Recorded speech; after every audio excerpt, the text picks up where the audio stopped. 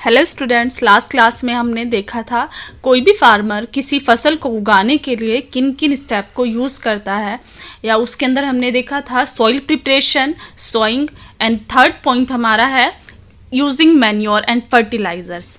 इसके बारे में बात करने से पहले हम सबसे पहले देखेंगे soil fertility. Okay, soil fertility क्या होता है? जिस तरह से एक इंसान को ग्रोथ करने के लिए या अदर वर्क करने के लिए न्यूट्रिएंट्स की ज़रूरत होती है, उसी तरह से प्लांट्स को भी ग्रोथ करने के लिए न्यूट्रिएंट्स की ज़रूरत होती है। ये न्यूट्रिएंट्स प्लांट कहाँ से लेते हैं? मिट्टी से लेते हैं। मिट्टी के अंदर कई तरह के न्यूट्रिएंट्स पाए जाते हैं, जैसे nitrogen, phosphorus and potassium, calcium, magnesium, sulphur, iron etcetera. ये सारे के सारे मिट्टी के अंदर न्यूट्रिएंट्स होते हैं। किसी भी प्लांट को अच्छे से ग्रो करने के लिए मिट्टी के अंदर इन सारे न्यूट्रिएंट्स का होना ज़रूरी होता है। ओके, जिस मिट्टी के अंदर ये सारे न्यूट्रिएंट्स होते हैं उस मिट्टी को हम कहते हैं, इस मिट्टी की सॉइल फर्टिलिटी बहुत अच्छी है। ओके, तो यहाँ से हमारा क्या कंक्लूजन निकलता है? किसी भी प्लांट की अच्छी ग्रो करने के लिए या फसल की क्वांटिटी ज़्यादा करने के लिए मिट्टी की फर्टिलिटी अच्छी होनी ज़रूरी होती है। ओके, इसके बाद हम नेक्स्ट देखते हैं हम सॉइल फर्टिलिटी किस तरह से इंप्रूव कर सकते हैं, किस तरह से बढ़ा सकते हैं। First is crop rotation. Crop rotation के अंदर एक फार्मर किसी भी खेत के अंदर अलग अलग तरह की फसलों को सीक्वेंस में लगाता है। सीक्वेंस में कैसे? पहले वो गेहूं की फसल लगाएगा, उसके बाद गाजर की फसल लगाएगा, उसके बाद चावल की फसल लगाएगा। इसी तरह से सीक्वेंस चलता रहता है।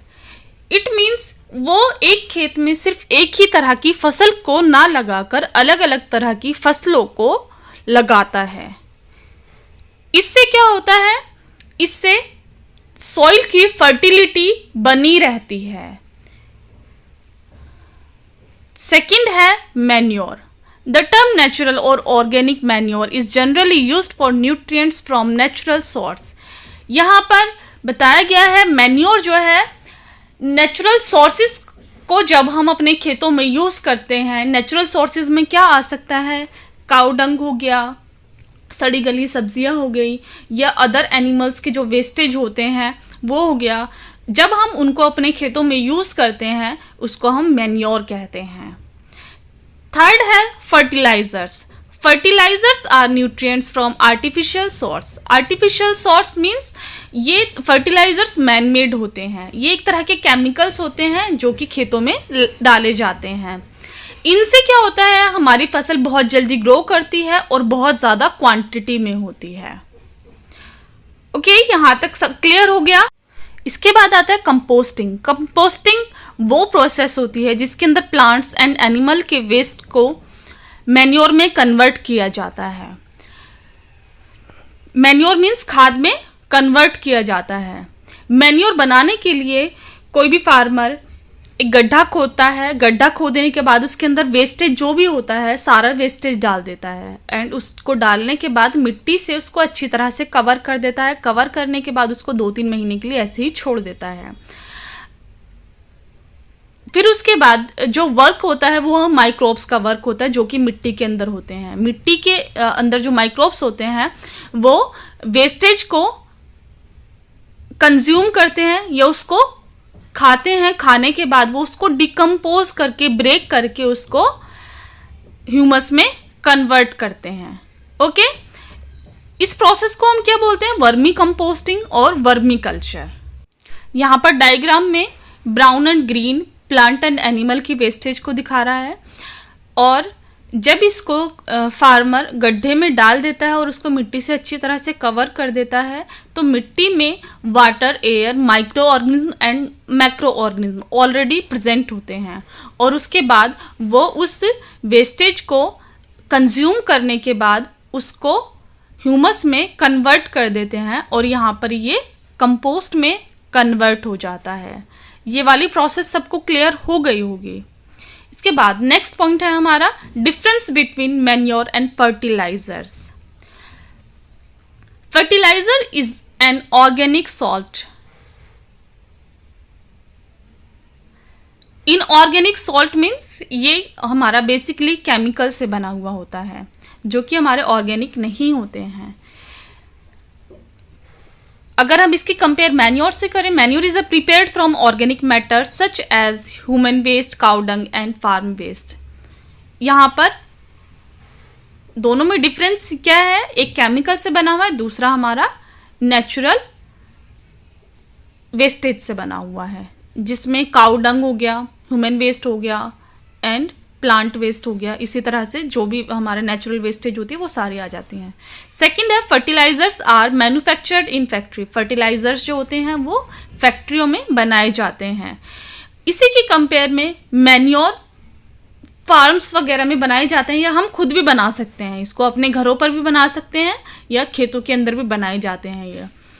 Third, fertilisers are added in comparatively smaller quantities. Fertilisers को कम क्वांटिटी में यूज किया जाता है क्योंकि ये एक केमिकल होता है। अगर इसको ज्यादा क्वांटिटी में यूज करेंगे तो हमें नुकसान हो सकता है, या जो फसल हम कंज्यूम करते हैं वो हमारी बॉडी के लिए हार्मफुल हो सकती है।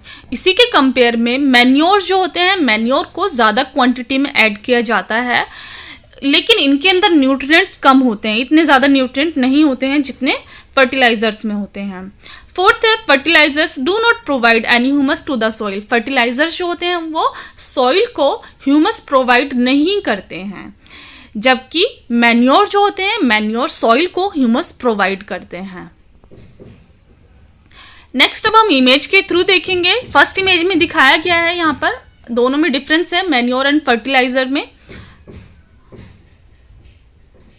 मैन्योर यहाँ पे दिखाया गया है, मैन्योर यहाँ पे काउडंग है, एंड इसी की कंपेयर में अगर हम फर्टिलाइजर देखें, फर्टिलाइजर केमिकल होते हैं। सेकेंड इमेज में मैन्योर को किसी भी कंटेनर में या फिर गड्ढा खोद के बनाया जा सकता है, जबकि फर्टिलाइजर्स फैक्ट्री में बनाए जाते हैं।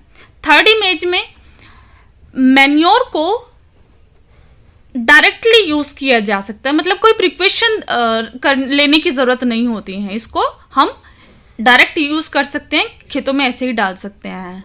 इसी की कंपेयर में अगर हम फर्टिलाइजर्स देखें, फर्टिलाइजर्स को हमें मास्क वगैरह लगाकर, ग्लव्स पहनकर तब यूज करना होता है, क्योंकि फर्टिलाइजर जो होते हैं केमिकल होते हैं और केमिकल हमारे लिए हार्मफुल होते हैं, जो कि हम डायरेक्ट कंज्यूम नहीं कर सकते हैं। इसीलिए यहाँ पे हम एक कंक्लूजन और निकाल सकते हैं कि जब ये केमिकल हमारे लिए हार्मफुल है, तो हमारी जो फसल है उसके लिए भी, अगर हम ज़्यादा क्वांटिटी में इसको यूज़ करते हैं, उसके लिए भी ये हार्मफुल होगा।